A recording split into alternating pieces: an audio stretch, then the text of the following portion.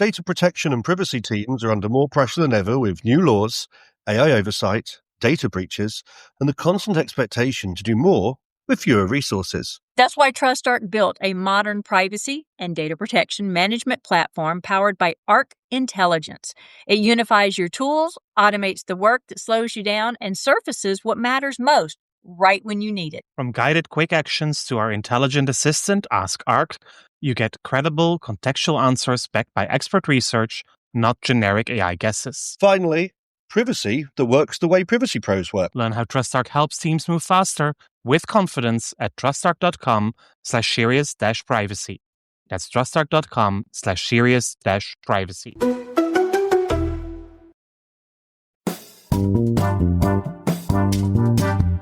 You're listening to Serious Privacy, powered by TrustArc.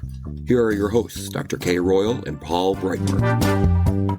This is a very special episode of Serious Privacy because you will hardly hear from Kay and me. This is the episode coming to you from the IAPP Data Protection Congress in Brussels, the 2024 edition, and neither Kay or I were able to join the event this year. Nope. Kay, for obvious reasons, having just gone back half that to the United States. Me just for life happening, and maybe after 2 weeks away in October, also just having to be in October. But our very special correspondent, co-host Ralph O'Brien, was so kind while attending the sessions to also make some recordings. And he made so many recordings that it is actually a full episode. Yes. So this is the IAPP edition with Ralph O'Brien. Still, my name is Paul Breitbart. And I'm Kay Royal, and welcome to Serious Privacy. We will do a quick either or, IAPP Brussels or IAPP DC or IAPP other.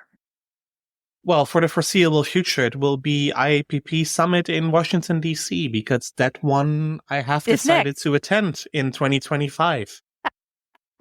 For 2025, we'll probably also do something serious privacy related around the Brussels Congress. Yeah, I think so. But that could also just be something outside the conference venue. That's yet to be discussed. You'll hear more about that closer to next year, October.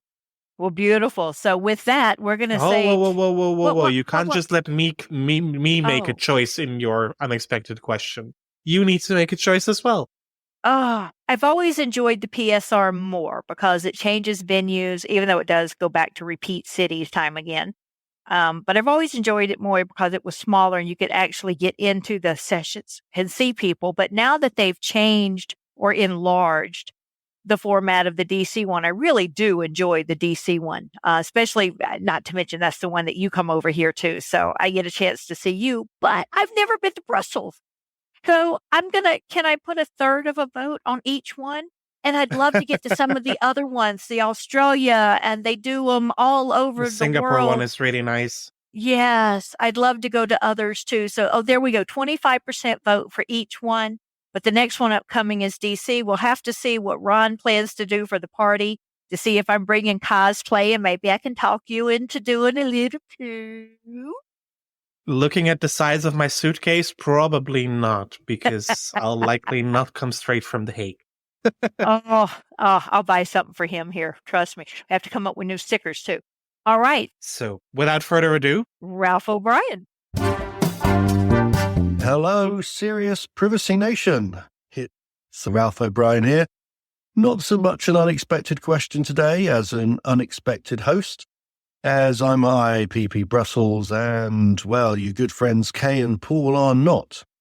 So welcome to the podcast, which this week is going to be me essentially wandering around grabbing people from the corridor track at IAPP. And whilst we're talking about it, it might be interesting to just think about IAPP in general, because this, believe it or not, even though it's my 26th year in data protection, it's my 5th year of attending IAPP. Now, there were a couple of years during the pandemic and due to terrorist events where IAPP didn't actually occur in Brussels, but pretty much since about 2013, I think, I'd been going to Brussels. In fact, a friend of the pod, Maria Penot, was showing me pictures of our very first IAPP way back in 2013, back when we were still working at AvePoint. So it's been a long time. Back then, of course, the IAPP had about 5,000 members and still at Mont des Arts. So it's a great journey. In fact, it's been quite a journey this year as well, with not only the sessions from GPA, but Privacy Space and now IAPP Brussels as well. So quite a journey this year. So sit back, relax, grab yourself a cup of whatever you enjoy. And I've got some good guests coming up for you today. Jim Campbell from IAPP, Robert Bow, Matteo Colombo, Rossana Bolden, Andrea Levici, Neven. So sit back, enjoy, and welcome to Brussels. So hello, it's Ralph O'Brien here, your roving reporter from IAPP Brussels. I'm here with Jim Campbell from IAPP, and well, actually, Jim, why don't you explain your role at IAPP before we go into talking about the conference? So I'm director of channel and partners, and that controls our channel distribution or training distribution globally with training partners that offer IAPP certification training and exams. So, I mean, huge conference, huge IAPP conference. We were talking numbers, 3,000, was it? It's just under 3,000 number of training events going on beforehand. We had all of our certifications, probably almost 500 students. 500 students, huge. Biggest conference yet, I want to say? No, because we've got some volume, but right as big as we can be the last couple of years. So obviously your job is to hang out at the IAPP stand and make connections rather than looking at the actual content and the tracks. But what's your sort of main interest in, what does Brussels bring you personally? It brings me an opportunity to talk to different people. We hear issues that folks around the world are dealing with that maybe aren't on our radar screen. So you've got different regulatory regimes, you've got different viewpoints into the technologies that they're dealing with that aren't the things that I'm hearing every day back in the States. So it's a great opportunity for me to hear some different ideas, different viewpoints, and different pain points that our members are experiencing. I actually feel sorry for Jim because poor Jim had both Alex Hampf and I in your ear giving him some very personalized feedback about some of the IAPP training. So obviously you're probably under all sorts of NDAs of what you can tell the audience and what you can't tell the audience.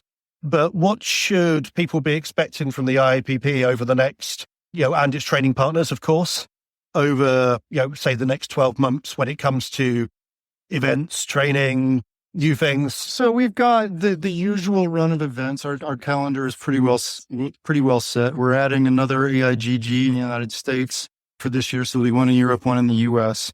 We'll be doing our regular training updates for all of our programs. We do our annual update at least for everybody. So you'll expect to see that. We are always, we'll be looking at adding some content for cyber law compliance. Cyber law compliance. Wow. To go with our sections on AI and our regular privacy content. So there'll be lots of new stuff coming in from a content perspective. New research studies that Joe Jones, our R&I director, will be publishing. So lots of new information coming out. Certainly check out the the data governance survey that came out last week. Some really interesting insights about how the industry is changing, how they staff, how they cover issues within organizations. We're seeing a fairly significant shift in how data protection, privacy, AI governance issues are being covered within organizations, with privacy offices and those that are tasked with those types of issues getting more on their plates.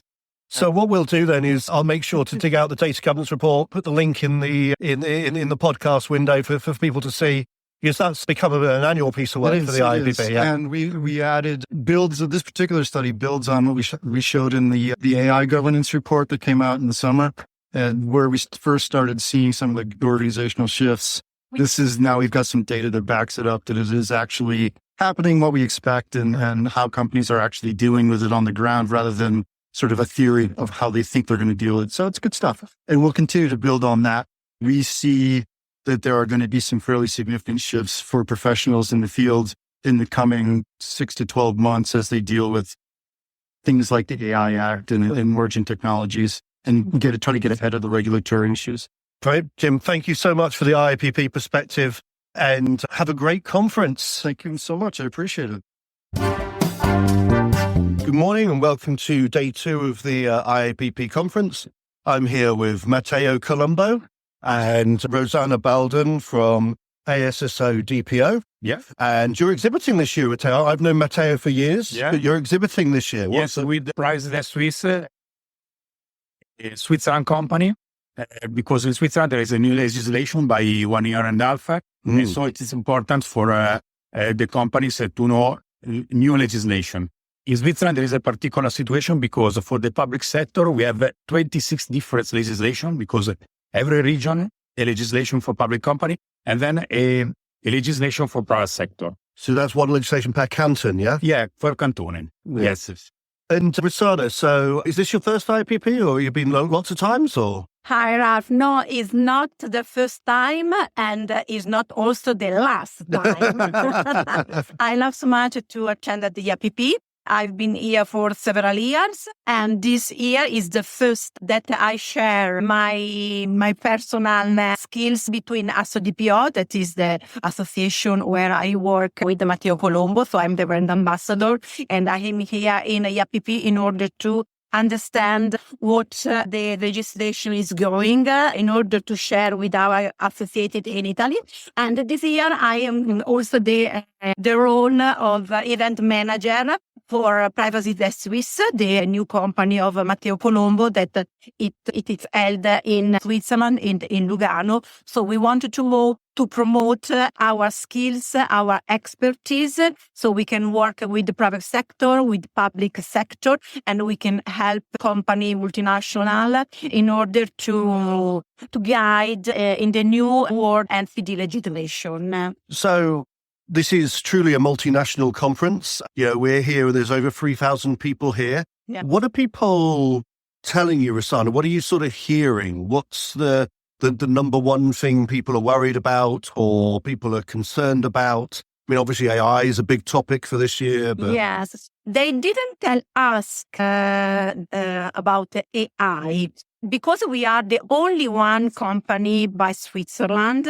What they ask is how Privacy Desk can help us with our customer, with our clients, because different companies, they are still working in Switzerland, but they are not able or not still able to do everything in their work.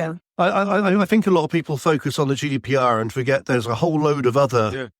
In fact, in my opinion, the great topic is in agenda of DPO is not only GDPR, but plus 100 legislation in the world. Yeah. And then the problem is that in Europe, there are 100 legislation on data. And so it's difficult to manage all this situation. We need a team of work. And the DPO alone is impossible, in my opinion. We need to create a team of multidisciplinary people who work for the accountability in the companies. So, I mean, obviously before Privacy Desk, I knew Matteo from ASSO DPO when I was doing the UK Data Protection Forum. So, in fact, I imagine that there's a fair amount of people out there who don't know what ASSO DPO is. Yeah. So perhaps just a few words about ASSO DPO? Yes, I'm brand ambassador. So the ASSO DPO is the Italian Association of Data Protection Officer. Matteo founded 11 years old. That is a long time. And the reason why was to create an association that could be able to help the first data protection officer, because we were before the GDPR, and to help in the new wild world of GDPR, because it was not easy to move from the next, the older legislation and to the new GDPR. So we have created a big network. We are organized in a scientific committee, and we have different people responsible for every region in order to create a good network and to help all the people sharing our competence. That's superb. I mean, you work closely with like the Garante, and I understand, I mean, from the years that we've worked together, you quite often have guests from other data protection networks speaking as well? That the Garante? Our data protection authority is not easy, but they can be kind to help you. In Italy, it works different from the other data protection authority because they are 4 members and the organization is made in a different way from the other country, but they are there. Here, also in the APP. So yesterday we had with the scores sharing the opinion of AI with other important speakers. But the company, the consultancy, do the best work. And perhaps last question, what's the best thing about the conference? You said you were going to be coming back again and again. Matteo, you've said this is your sort of 10th, 11th year at the conference. So what are you looking forward to? Why come here? What would you say to new people? Fun topic, the most interesting topic for me is privacy enhancing technology, because privacy enhancing technology is a mix of IT, safety measure, importance of manage the data subject request. And so it's a new way in order to defend the data of data subject. In my opinion, is one of the most important topics now. Sure. And then the importance to be a part of a great network. IPP, for this reason, is, in my opinion, one of the best situations where a data protection officer, a privacy professional, could share the knowledge. And Rossana? Yes, for me, it's a great brainstorming. So what I need is to be shocked. Yes. And I've certainly been shocked here a few times.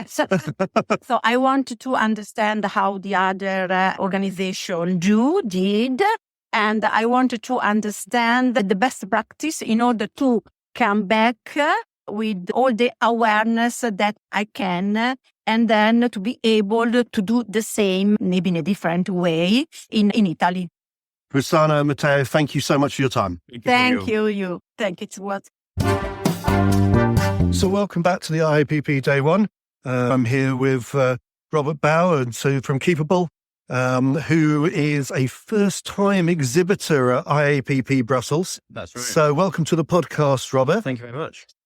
So why IAPP Brussels? Why did you choose to exhibit, and what are you getting out of the place? Yeah, so it's been really great for us actually this year. It's really fantastic. So back in 2019, we were doing trade shows, but as a product provider, we were a bit early to the market in terms of trade shows.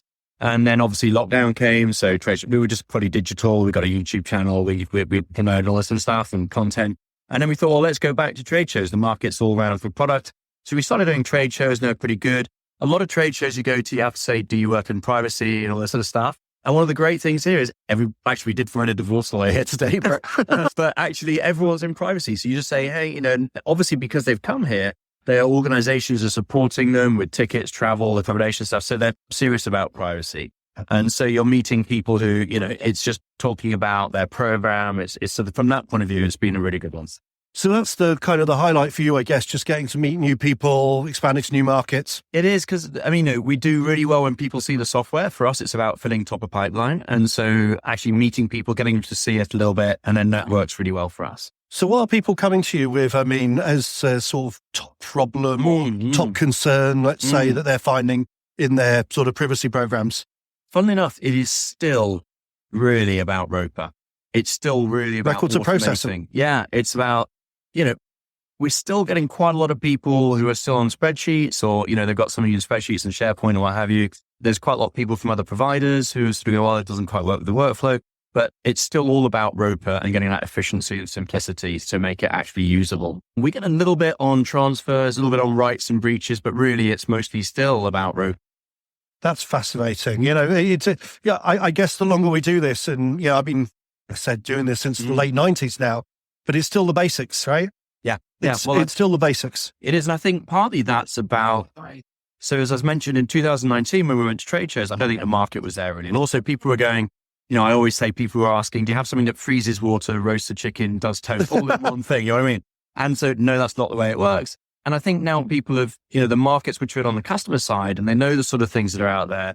And the budget's there for people now a lot more than it was. And I think that's where it's different for us to say a consultant. It's a different part of the market. Yeah. But for us, I think that's where it's all coming through. So the in-housers are actually, they've got the support, they've got the budget, and they're actually looking at it. And so they're able to start moving on to it. So, I mean, you and I, we're both from the UK. Yeah. So we come to IPP here in Brussels. So how's the European market different from the UK as far as you see it? So I think it's pretty similar, actually. I think the EU market is more advanced than the UK market in terms of what they've done. Right. So I think people do have a ROPA rather than don't have one, or they've more of them use software than don't. So I think the EU or European market moved forward faster than the UK market, I think. Do you got any reasons behind that?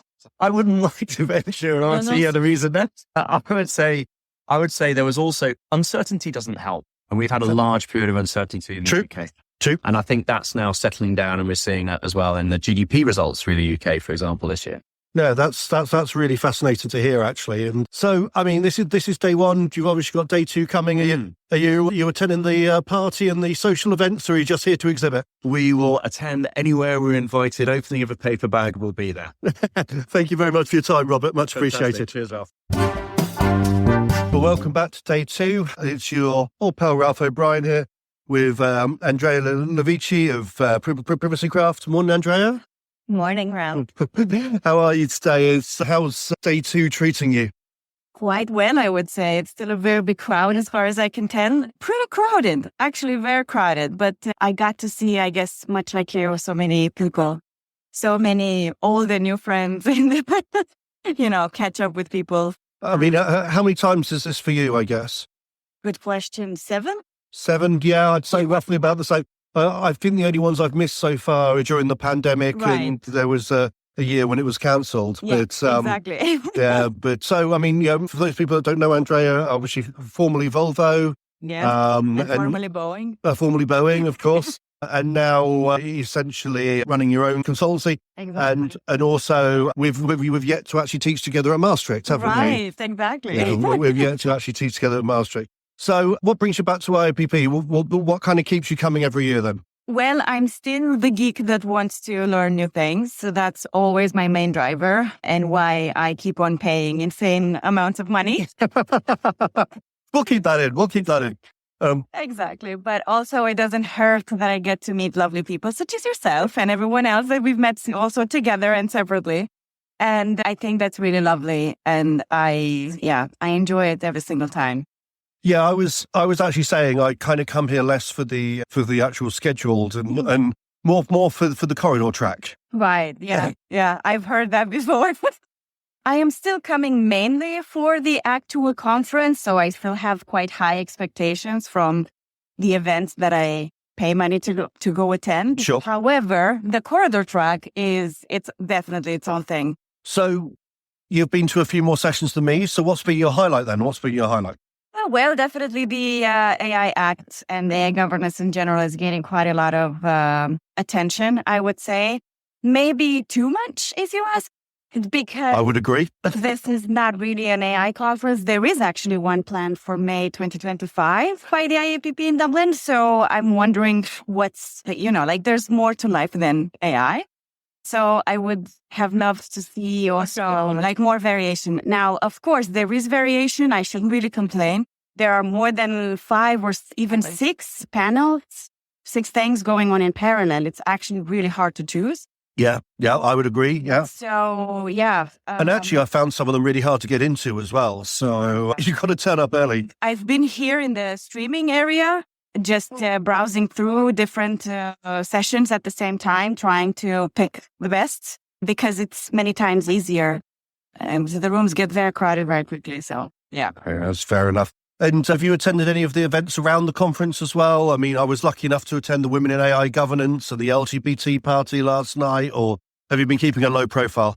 Well, I had all sorts of drinks and dinners organized with people that I come here to meet. Also, some of my friends from the industry from Romania, with which I meet here because I live in Sweden. So that makes it kind of, okay, not really halfway, but still.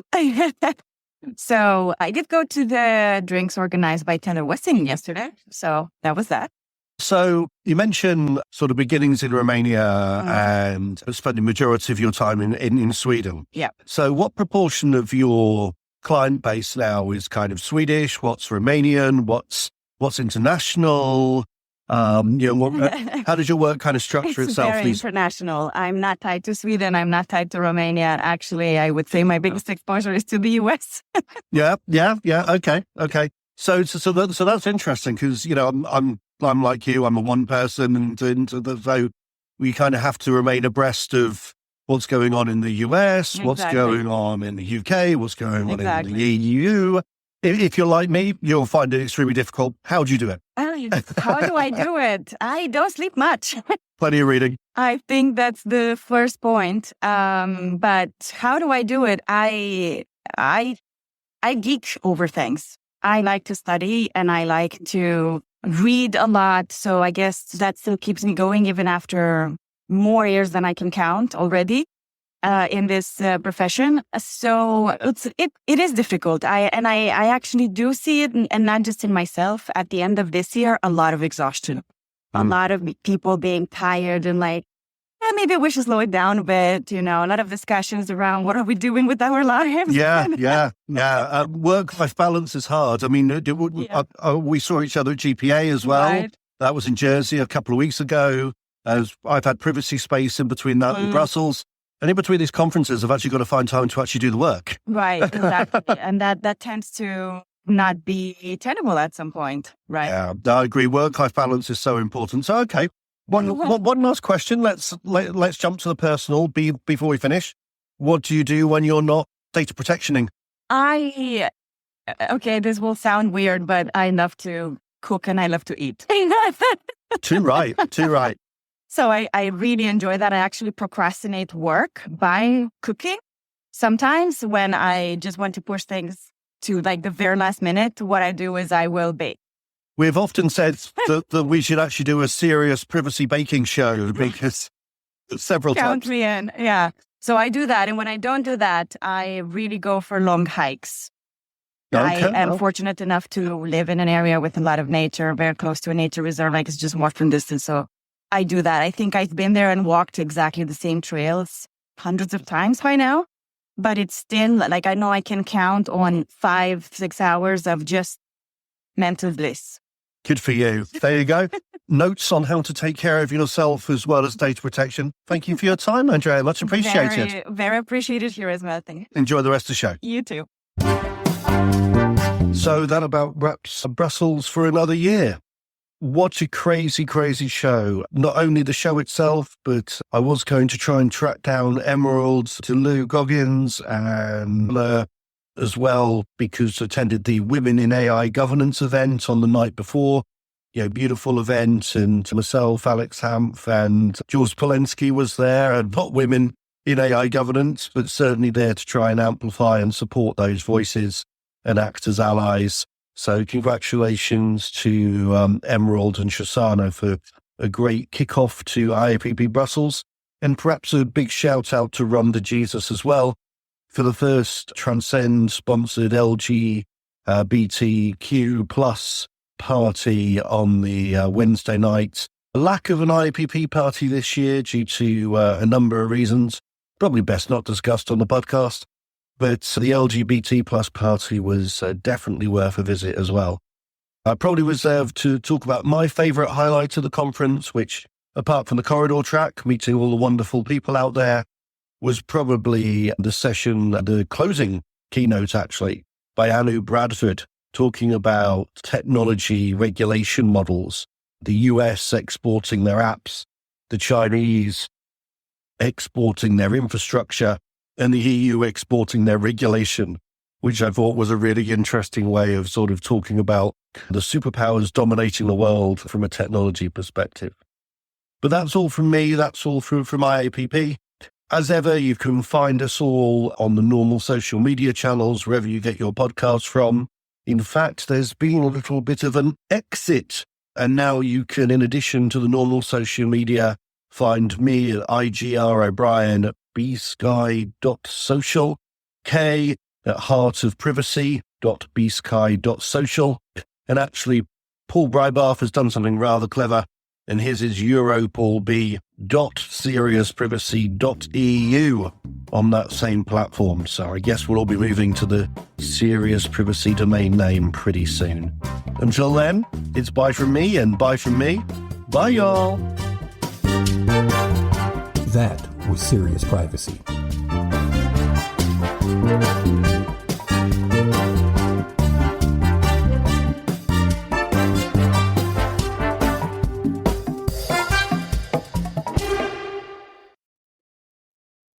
If you're a data protection or privacy professional, you already know the pressure.